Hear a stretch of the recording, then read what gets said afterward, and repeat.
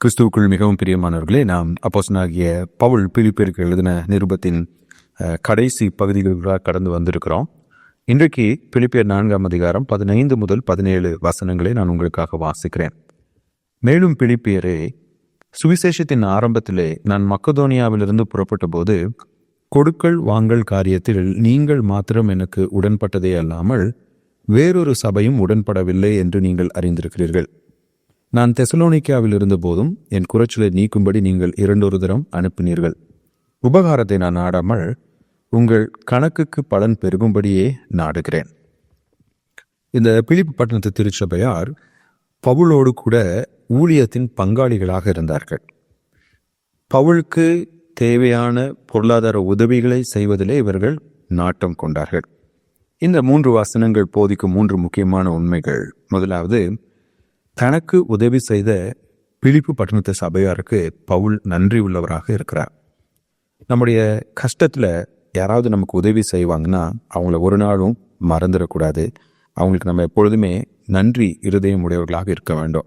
ஏன்னா இன்னைக்கு இருக்கிற உலகத்தில் பெரும்பாலான வேளைகளில் பிறர் நமக்கு செய்கின்ற நன்மைகளை நாம் சீக்கிரம் மறந்துடுறோம். ஆனால் அவங்க நமக்கு ஏதாவது தீமைகள் செய்தார்கள் என்றால் அதை நாம் மறப்பதில்லை. ஆனால் பவுல் இங்கே பிலிப்பியர் செய்த நன்மைகளை நினைத்து அவர்களுக்கு நன்றி செலுத்துகிறார். ரெண்டாவது, பவுல்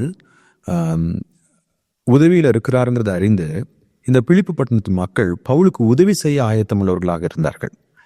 பவுல் சொல்வதை கவனிங்களேன், நீங்கள் மாத்திரம். அவர் எத்தனையோ சபைகளை ஸ்தாபிச்சிருக்கிறாரு, எத்தனையோ இடங்களுக்கு போயிருக்கிறாரு. நீங்கள் மாத்திரம் என்று அவர் குறிப்பிடுவதை நம்ம பார்க்கிறோம். அதன் பொருள் என்னவென்றால், மற்ற திருச்சபையார் பவுல் மீது காட்டாத ஒரு அக்கறையை இந்த பிலிப்பு பட்டணத்து மக்கள் காண்பித்தார்கள். ஏன் பிற திருச்சபையார் பவுலை கண்டு கொள்ளாமல் இருந்திருக்கலாம் என்றால், அப்போஸ்தலனாகிய பவுல் அன்றைய நாட்களிலே ஒரு பிரபலமான பிரசங்கியார் அல்ல. அதனால தான் பிலிப்பு பட்டண மக்களுக்கு எழுதும்போது முதல் அதிகாரத்தில் சொல்றாரு, அநேக போதகர்கள், அநேக ஊழியர்கள் ரொம்ப பிரபலமாக இருக்கிறாங்க, மக்களால் அவர்கள் ஏற்றுக்கொள்ளப்பட்டிருக்கிறாங்க. அவர்களை பார்த்து நான் பொறாமை கொள்ளவில்லை. ஏன்னா அவங்களுடைய எண்ணம் மக்களுடைய பணம் தான். இப்போ மக்களுடைய பணத்தை சுரண்டும் மக்களை கவர்ந்து அவர்களுடைய பணத்தை ஈர்க்கக்கூடிய நிறைய ஊழியர்கள் இருந்தாங்க. அவங்களுக்கு மற்ற சபையார் சப்போர்ட் பண்ணிட்டு இருந்திருக்கலாம். ஆனால் இந்த பிலிப்பு பட்டணத்து மக்களோ பவுலின் இருதயத்தை அறிந்து பவுலுக்கு உதவி செய்கிறவர்களாக இருந்தாங்க.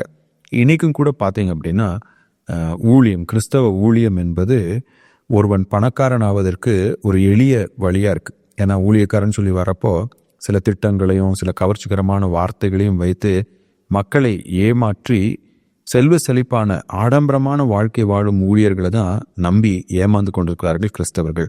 எனவே நாம் கர்த்தருக்கு கொடுக்க வேண்டும் என்று விரும்புவோமே என்றால் அப்படிப்பட்ட ஆடம்பர ஊழியர்களுக்கோ பெரிய ஊழியர்களை செய்பவர்களுக்கோ நம்ம கொடுக்கணும்னு அவசியம் இல்லை.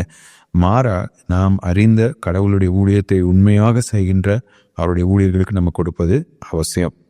மூணாவதா, இந்த பவுல் இந்த பிலிப்பு பட்டணத்து மக்கள் மேலே அக்கறை உள்ளவராக இருந்தார். இந்த இடத்துல அவருடைய காணிக்கைகளை குறித்து பவுல் பேசும்போது சொல்கிறாரு, உங்களால் எனக்கு ஆதாயம் உண்டாகணும்னு சொல்லி நான் இதை செய்யலை, உங்களுடைய நன்மைக்காக நான் இதை செய்கின்றேன். பிலிப்பு பட்டணமாக இருந்தாலும், கொரிந்தாக இருந்தாலும், எபேசாக இருந்தாலும் எல்லாரையும் அவர் ஒரே மாதிரி தான் பார்க்குறாரு. ஒருவேளை நீங்கள் பார்த்தீங்கன்னா பிலிப்பு பட்டண மக்களுக்கு எழுதுனதை காட்டிலும் அதிக வார்த்தைகளை பிற சபையாருக்கு அவர் எழுதியிருக்கிறாரு. ஏன்? அவங்க காணிக்கை கொடுத்தாலும் கொடுக்கலனாலும் அவர்களுடைய ஆவிக்குரிய வாழ்க்கையில் அக்கறை உள்ளவராக பவுல் காணப்பட்டார்.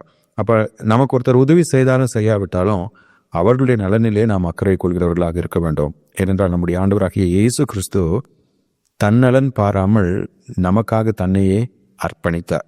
அவருக்கு திரும்ப கொடுக்கறதுக்கு ஒன்றுமே இல்லை நம்மகிட்ட, இருந்தாலும் அவர் நம் நலன் மீது அக்கறை கொண்டார். அப்போ கிறிஸ்துவின் தன்மையை உடையவர்கள் கிறிஸ்துவை போல பிறர் நலன் நாடுகிறவர்களாக இருப்பார்கள். கர்த்ததாமே இந்த பிலிப்பு பட்டணத்து மக்களைப் போல உற்சாகமாக கொடுக்கிறவர்களாய், அதே போல பவுலை போல தனக்கு நன்மை செய்தவர்களுக்கு நன்றி உள்ளவர்களாய் வாழ நமக்கு தேவன் உதவி செய்வாராக. ஆமீன்.